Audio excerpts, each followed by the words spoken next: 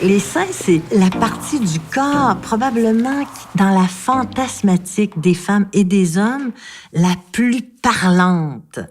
Alors, le rapport que les femmes entretiennent avec le sein, c'est de vouloir ce sein mythique, là, ce sein adoré, idolâtré. Le gros sein à la cote.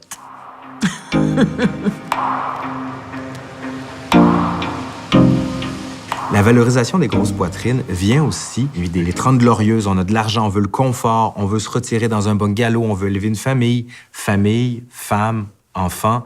Qui dit femme dit maternité dit sein chargé de lait. Donc, c'est cette image qu'on va vouloir, c'est le standard, la beauté.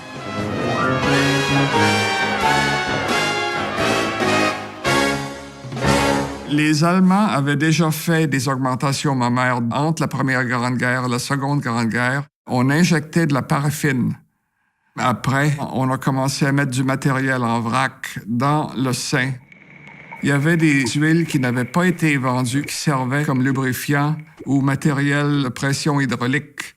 Et finalement, le matériel le plus facile à trouver, c'était un silicone qui était utilisé durant la guerre pour isoler les circuits électriques de la condensation. Les interventions mammaires sont devenues presque de rigueur dans le show business. Et le temps où le Red Light de Montréal était son apogée, la dimension de la poitrine était de 250 cm3. Ça, c'est à peu près la dimension d'une tasse de café relativement petit. Il y a eu une progression. La prothèse qui est ici est approximativement 370 cm3.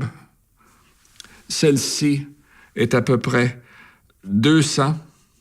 Et ça, c'était considéré gros vers les années 50. Ça, c'était considéré normal vers les années 80. Aujourd'hui, on a des prothèses qui ont cette dimension et ils considèrent ça comme étant modéré.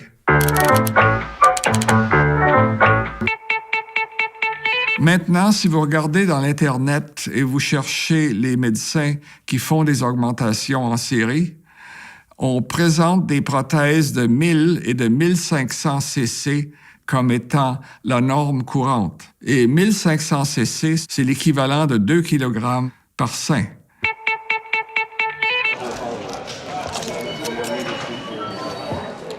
C'est des modes, hein? C'est vraiment des modes. On est dans une phase où c'est accessible. Ça va continuer de se développer. Est-ce qu'il va y en avoir plus au fur et à mesure que le temps va passer? Pas nécessairement.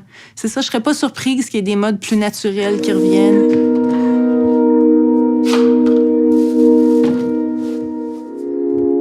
Je fais pas un concours des plus gros seins. Moi, j'ai fait ça pour moi, j'ai fait mettre temps. Il y a déjà eu une époque où je disais combien j'avais de CC. Je le dis plus parce que ça devient comme un point de comparaison, puis c'est 1 litre et quelques poussières. C'est sûr qu'on peut modifier. C'est plus serré, c'est drôle, c'est plus serré comme moi les omoplates, mais pas dans le cou. Mettons, je coupe ma brassière. Parce que, tu sais, là, en remontant là, ça me cache ici.